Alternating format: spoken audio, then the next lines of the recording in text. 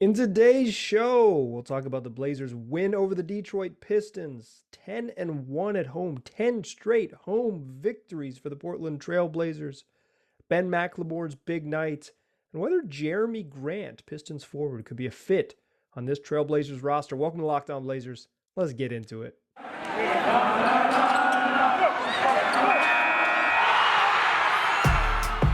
You are Locked On Trailblazers, your daily Portland Trailblazers podcast. Part of the Locked On Podcast Network, your team every day.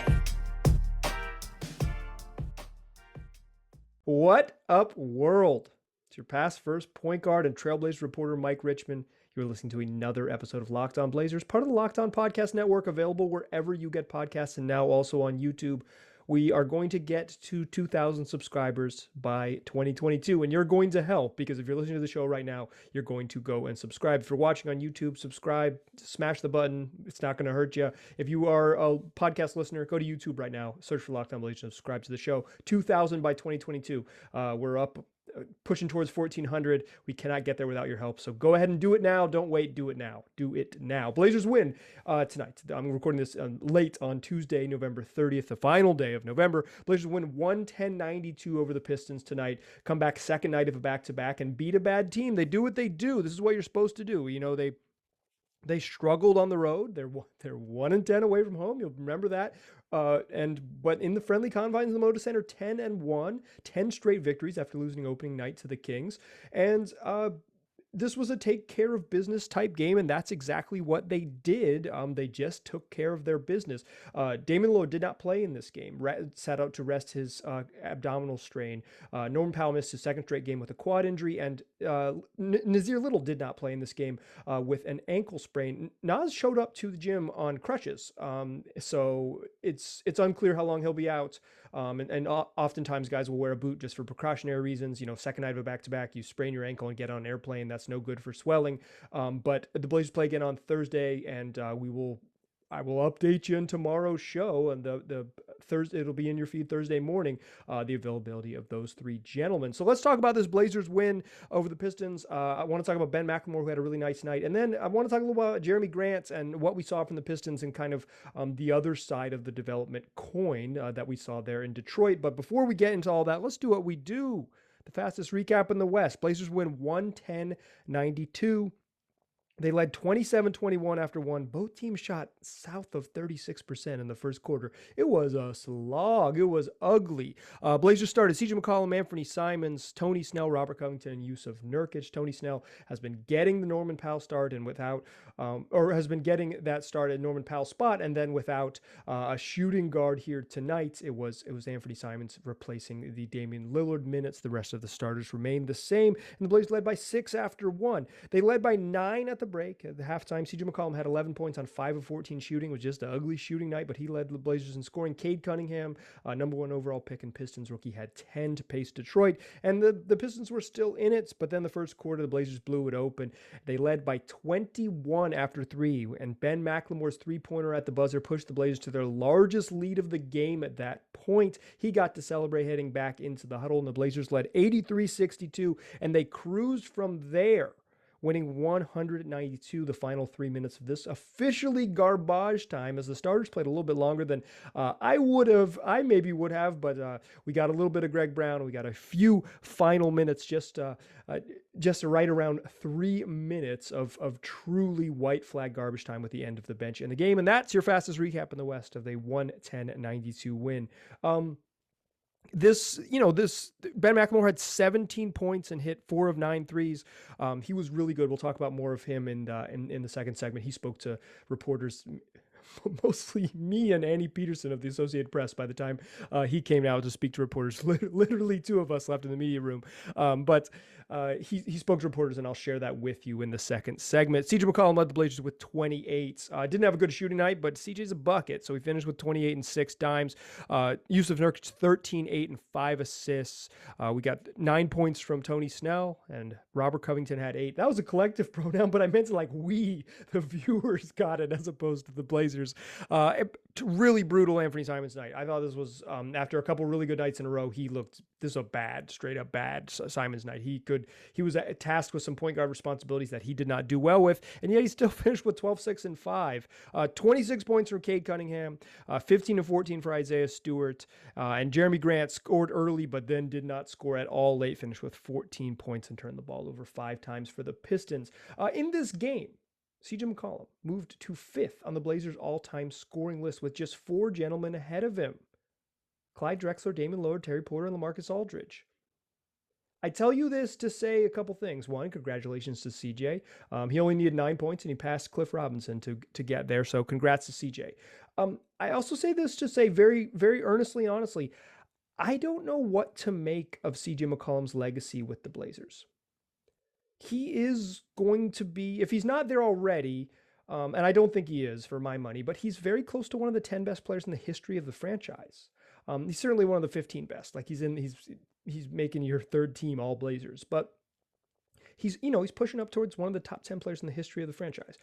I wouldn't put him there personally, but like the longevity is there, the 5th all time in the scoring list, and yet no All-Star games, probably hasn't even had like a season where he's made a reasonable case to be on an All-Star. Like he has no All-Star snubs is maybe the way to say that. Like he doesn't have a season where it's like, well, he should have made the All-Star team, but like he's just like been consistently pretty good, and if he plays out this contract with the Blazers, he's gonna probably finish like 3rd in the all-time scoring list. Like I don't know what to do with CJ McCollum's legacy. I know that when he's gone and you look back at the stats, you'll say, damn, he averaged like 22 a game for 8 years. Like this dude was really good. Maybe we didn't appreciate him enough. But I also know like in the moment, he's the guy that's like gets scapegoated as the weak link and the reason the Blazers can't get where they need to go, and he's overpaid and he's all these things. Like I earnestly do not know what to do with CJ McCollum's legacy. That was kind of one of my takeaways from this game is I knew coming in because the Blazers, I'll give credit to him.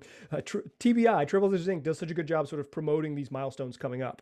So I knew from watching the previous Blazer broadcast that like he was, and following him on social media channels, like I knew that they were close, right? Like I knew that CJ was going to do it tonight. And then when early in the day when we found out that the injuries, that Dame wasn't going to play and still no Norm and no Nas, like, okay, CJ's going to get a bunch of shots up. And he certainly did 11 of 26 from the floor, missed 15 shots.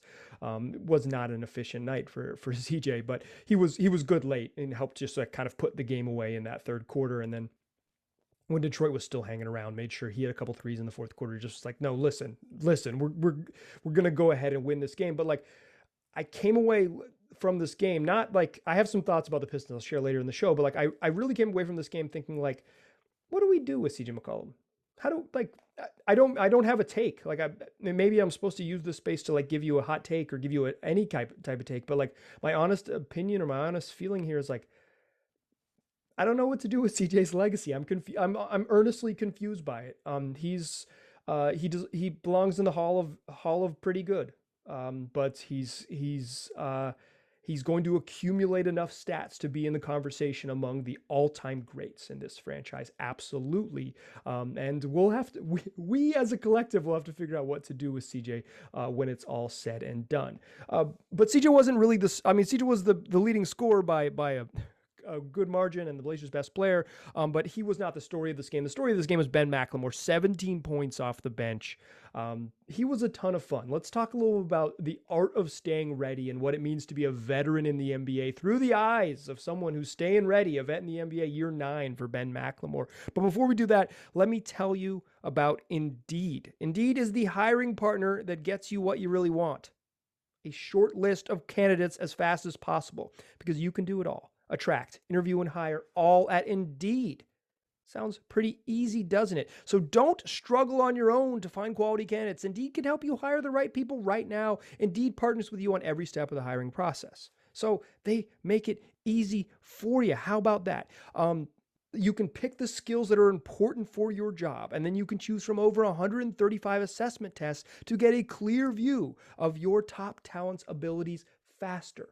Decide what skills you need for the job and make sure the people applying for your job have those specific skills. Those assessments can reduce hiring time by 12% according to Indeed data worldwide. Plus, they make the interview process smoother for everyone. So the talent that you're interviewing doesn't need to prove themselves because you already know that they've got the skills. Instead, you can dig deeper into talking about what's important to your company and the person you're trying to hire. It just makes the hiring process smoother. So get started right now with a $75 sponsored job credit to upgrade your job post at Indeed.com/locks. That's a $75 job credit at Indeed.com/locks. Indeed.com/locks. Offer valid through December 31st. Terms and conditions apply.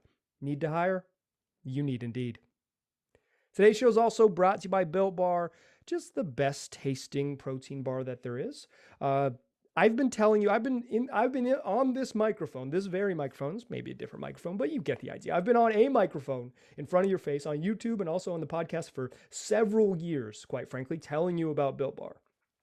And I love them. Like, I don't need the ad copy. Let me just tell you, these are protein bars that I eat in my own home. I spend my own money. Like, I use the promo codes. I use LOCKED15 to get 15% off, but I spend my own money to purchase and eat Built Bars because I love the way they taste and they pack a real punch. So it's whether it's in between meals or as like a pick me up in the middle of the day, or just a straight up, like, I know I'm going to skip a time when I need to eat. So I need something that tastes good and has like real nutritious value. I'll grab a Built Bar. For me, it's peanut butter brownie or cookies and cream, but there's limited time flavors. So you'll always find something you like. And let me tell you about packing a punch. 17 to 18 grams of protein, 130 to 180 calories, 4 to 5 grams of sugar, and no more than 5 grams of net carbs. All tasty, all healthy. Go get yourself some. Come see the light. Join me on the Built Bar train. Go to Built.com and use that promo code LOCKED15. You'll get 15% off your next order. That's LOCKED15 for 15% off at Built.com. All right. So we talked about the Blazers' 110-92 win over the Detroit Pistons. Gave it your fastest recap in the West. We talked a little about CJ McCollum, a puzzling legacy for me. This game was ugly. Like, the Pistons stink, and we'll talk a little about that to end the show, because I earnestly think they're just straight up bad. And the Blazers didn't play well, but they handily beat a team that's no good. But part of that's what you do. You know, if you listen to yesterday's show, I talked about, like, the Blazers are coming home. They're playing some bad teams. A reason for optimism because they could stack up some wins. I did not come away from this game feeling particularly optimistic about the Trailblazers. I'm going to keep it $150 with you. Like, I came away from this game thinking, like, whew, Detroit's bad. Shout out to my man Kuka Heel and the homie James Edwards, like, two gentlemen who have to watch the Pistons a lot of games, 80 times a year. That's probably too many. So like I came away thinking, like, the Pistons stink and the Blazers they got to win, whatever, keep it moving, move up on to Cincinnati, as they say, as one man says. But like, the Blazers do not get this win. They do not get this kind of uninspiring win without the play of Ben McLemore. The same draft class as CJ McCollum, but Ben McLemore was supposed to be a star. He was supposed to be a star. He went 5th overall to the Sacramento Kings. Ben McLemore was supposed to be a stud. Instead, he's a guy who's bounced around in his career and has had to be someone who, picks his spots as a role player, has turned into like a specialist shooter. Last year he played pretty much every regular, when he left the Rockets and joined the Lakers, pretty much every regular season game, he was part of the Lakers rotation. It didn't end up being part of the playoff rotation, but like, he was part of a team that was chasing the playoffs and part of the nightly plan for a team chasing the playoffs. So I don't want to say like he's been an end of the bench guy. And when he was out of the rotation for the Rockets, it was more about where they were. But like, he's been a guy who's had to sort of bounce around and find where he fits, for sure, because, he didn't turn out to be a star. He is not the complicated legacy of CJ McCollum. He is just straight up NBA journeyman. And part of being an NBA journeyman is going to a team like this for the Blazers and being a vet on the vet minimum and knowing that you aren't going to play. But I have said in this space, and I'll reiterate it here, like, Ben McLemore's an NBA player and could help a lot of teams. It's just specifically on this roster, when you have Norm and you have Anthony Simons and then you have Dame and then you have CJ, Ben McLemore's the 5th 6'3" guard on the roster. He's just not going to play. And if they need another point guard, it's going to be Dennis Smith Jr. Like, there just aren't minutes for Ben McLemore. But tonight, against the Pistons, you saw what a pro does. And when they needed him, Ben McLemore came in and just knocked down shots. I joked on Twitter before the game that this afternoon, they're like, it's like going to be a clutch night for Ben McLemore. His representation is clutch sports. So it was a little agency joke, but he came in and his line ended up worse than he really was. Like, he finished with 17 points on 5 of 10 shooting in 18 minutes, but he had 17 points in his first 11 minutes, and he made 5 of his first 8 shots. He missed 2 late, one leaning wild threes, kind of like a heat check after he hadn't made a shot in 10 minutes. Am I still hot? No. But it was a testament to like what a professional basketball player looks like. Dude's a pro. So when they called his name, he was ready. And he spoke to reporters after the game, literally the two of us. Shout out to the legend, Annie Peterson. If you live in Portland, you know who Annie Peterson is. She has been writing for the Associated Press for 2 decades. Truly a media legend that few know about. So shout out to Annie.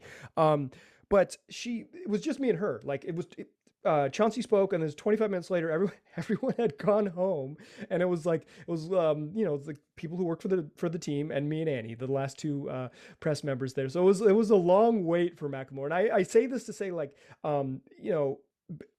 people weren't exactly clamoring to talk to Ben McLemore. This is not a game where the TV cameras crowded around and all that stuff. This was a game where like a steady vet was asked to play because the team was shorthanded, and went ahead and got his done and did his job. This was a, hard hat, lunch pail, workman's type game for McLemore. And I asked him after the game kind of like, what goes into staying ready. I tried to avoid the cliche of just being like, oh, yeah, blah, blah, blah. Like, I tried to ask the question so it wasn't so cliched, and I had to do about 4 different versions before I got it. And I feel like this is kind of the art of staying ready via Ben McLemore. So on a typical day, McLemore is one of the first dudes who arrives at the arena, and he does that not because he's some sort of like, he believes in this great virtue of hard work. He does certainly believe in hard work and getting his shots in, but like, he also needs to stay in shape. So he gets to the arena at 4:30 for a 7:00 game because he plays 3-on-3 with the rookies. Because on a lot of nights, that will be his game. That will be his cardio, is playing 2.5 hours before tip-off, a pretty competitive 3-on-3 game, or 4-on-4 out on the court. Like, there's a mental aspect of just staying ready. And he said his mental aspect is just like watching film. And I asked him, like, you're not watching your own reps. What are you watching? He says he just watches game tape of the game itself and where he could fit in and what their defensive schemes are. And he asked Roy Rogers, the Blazers assistant coach and defensive coordinator, what they want to do on defense. And he takes those mental reps by rewatching the film. So he kind of has an idea of like where he might fit in and what they want to do. And so he's like engaged in that way. But also you get your shots up at practice, and you show up early to play with the Trendon Watfords and the Greg Browns and the rookies of this team, the young guys on this team who are literally playing 3-on-3 hours before the game because they're not going to get in the game, and because the season's long and there's not a lot of practice time. So like, those are on a lot of nights, those are the games for Ben McLemore. Is a 3-on-3 game against Trendon Watford and Greg Brown and CJ Ellaby. That's it. And Dennis Smith Jr., he's getting after it with guys who are going to be at the end of the bench. But tonight, when he showed up at the arena, one of the Blazers video coordinators said, hey, be ready, because tonight they're going to call your name. He knew when he showed up at the arena, and he said specifically, like, not a lot of coaches always do that. Some guys would just call your name in the middle of the first quarter and say, hey, go play. But Billups makes a point of like being a communicator. So his staff immediately, when McLemore showed up at the arena, he got the word. I think this is a testament to sort of what it's like to be a Ben McLemore type in the league. Skilled enough to be a contributor, mature enough to be ready, and then capable when called upon. Like, this is how you last in the league 9 years and you bounce around. Like, this is the reason why Ben McLemore is still in the league, because other franchises and other teams know that, like, when we call his name, he'll be ready. I didn't see this game as like a case that Ben needs to play more. And I don't think that you could make that case. CJ and Dame are going to play a bunch. Norman Powell's way better than Ben McLemore. And Anthony Simons deserves more minutes because even though he was bad tonight, has more versatility on offense, is just straight up better. McLemore is a shooter. He's got a little bit of length. He's got longer arms or whatever. And Billups praised his defense a little bit, said he liked the way he competed on defense in this game. The Pistons don't have anyone who can shoot, so just get kind of in their way and you'll be fine. But like, this was just kind of a testament to, or a great example of what it means to be a vet in the league, what it means to be ready to be ready, stay ready, and all of those cliches. And I thought like the sort of showing up at your normal time, 2.5 hours before tip off, whatever it is, and being ready to go, and then realizing like, oh, tonight's a little bit different, is kind of a good illustration of what it's like to be Ben McLemore. You show up the same way every day, and then some nights your number is called and you hit 4 of 9 3-pointers and score 17 points in your first 11 minutes on the court because you've been a bucket, or at least you've always been a guy with a really pretty looking jump shot. So props to Ben McLemore. One, solid night. I'm not confused about his legacy the way I am about CJ's. I just know that he had a great night, and it was, and the Blazers needed it. So, kudos to Ben. In the final segment, I want to talk about 2 things related to the Pistons. 1, that's what a rebuild looks like, y'all. Are you sure you really want to tear this thing down? And 2, would Jerami Grant fit on this Blazers roster, and what would that look like? That's what we'll do in the third and final segment. But first, let me tell you about BetOnline. It's got you covered all season with more props, odds, and lines than ever before. So as football season continues to march to the playoffs, BetOnline remains your number 1 spot, not just for football, but for basketball and for all sports. So head on over to their new and updated website on your desktop or your mobile phone and sign up today to receive a 50% welcome bonus on your first deposit when you use the promo code LOCKEDON.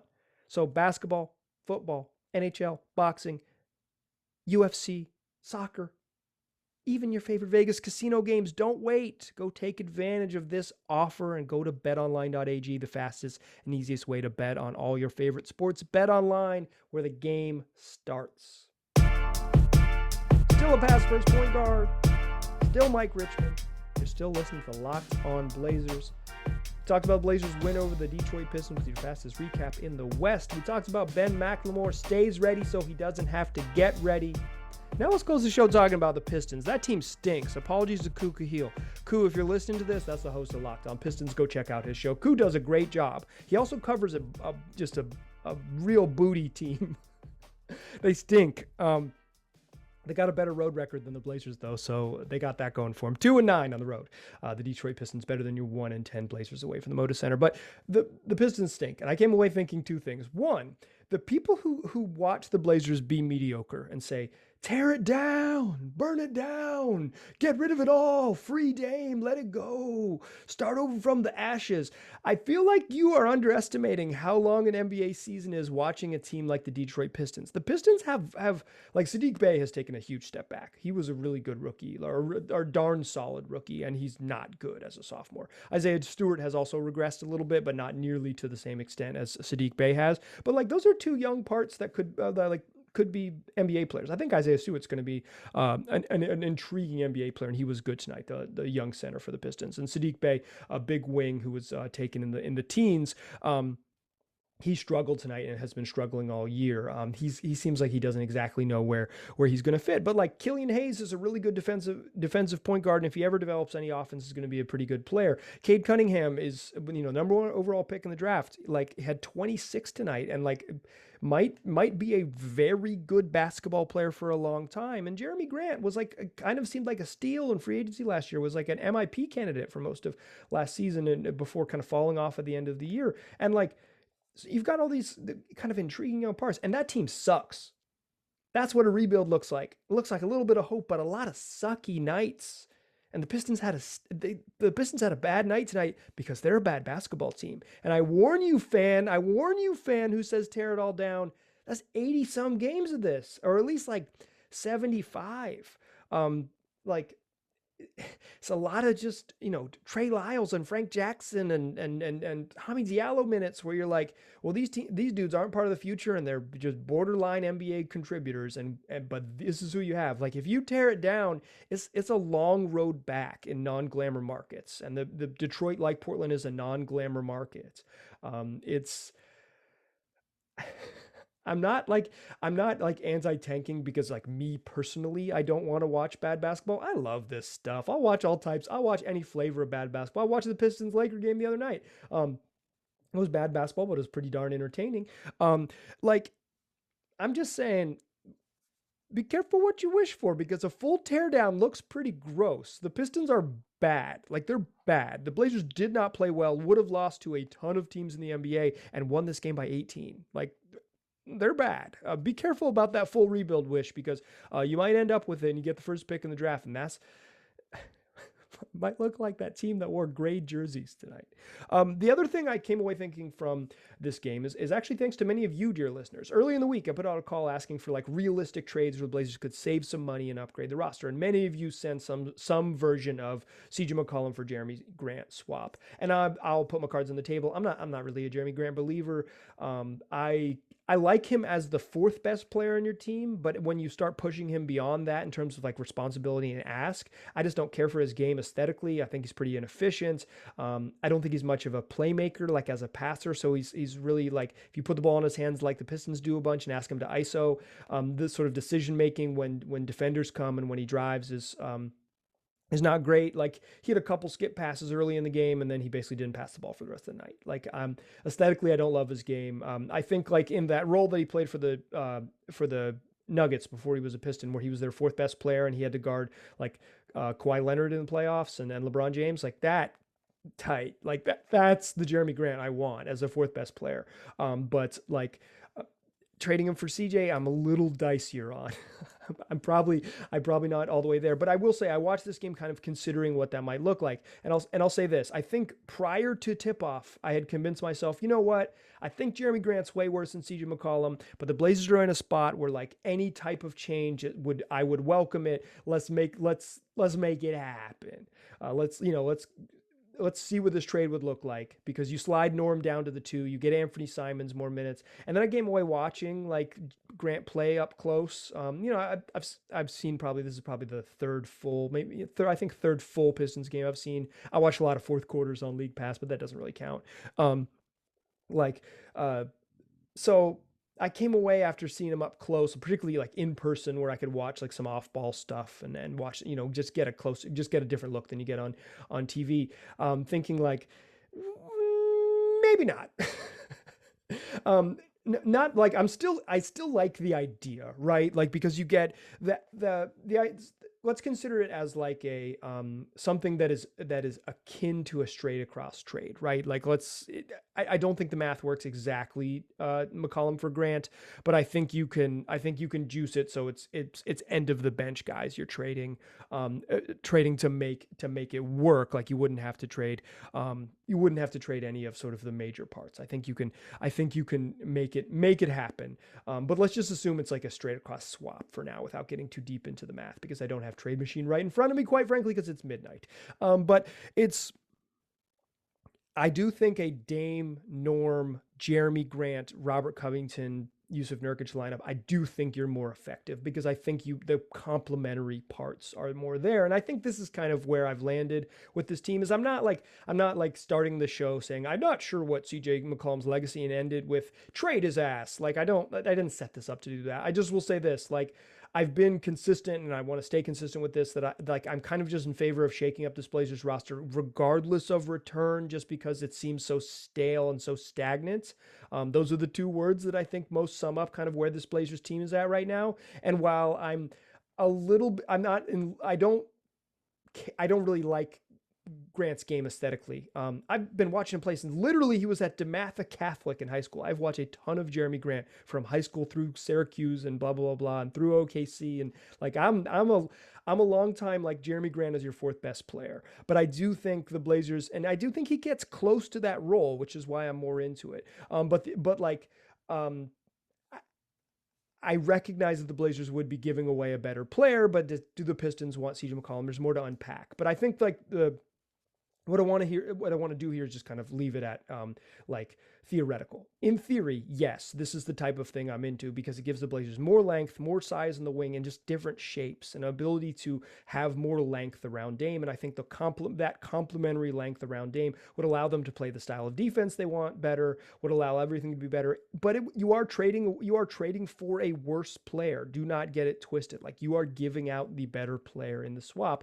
With the money and the age thing, where the Pistons are, who knows about like sort of their interest, but like, I'm starting to, I think this is going to happen more often as we go through the season, as I'm going to be any 6'8" plus player on another roster, I'm going to eagle eye, look at them and consider how they would fit. So if you're considering trades for the Blazers, know that what I'm doing is I'm looking for rangy, talented wings. And Grant, while he's not near the top of my list, I do think would be a stylistic upgrade, albeit like an overall talent downgrade. And I think reasonable minds can disagree on this. Quite frankly, like I said, I don't even like Jerami Grant's game, but I have like talked myself in and out of it a couple times tonight. And I think where I've landed on is, I would do the trade just because of it, but I would do a CJ for a Grant swap just because I would, but like I wouldn't feel super proud of making that deal, kind of knowing that you're punting on the better player there. That is going to do it for today's show.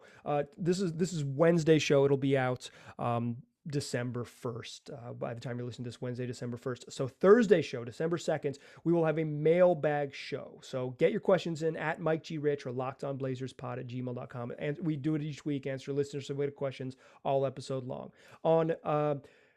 So then your following show, that'll be Friday's show. Jason Quick's going to join the program. Jason Quick of The Athletic. He's our weekly guest, recurring guest here on the show. We'll talk about the Blazers game over the Spurs. They play Thursday night.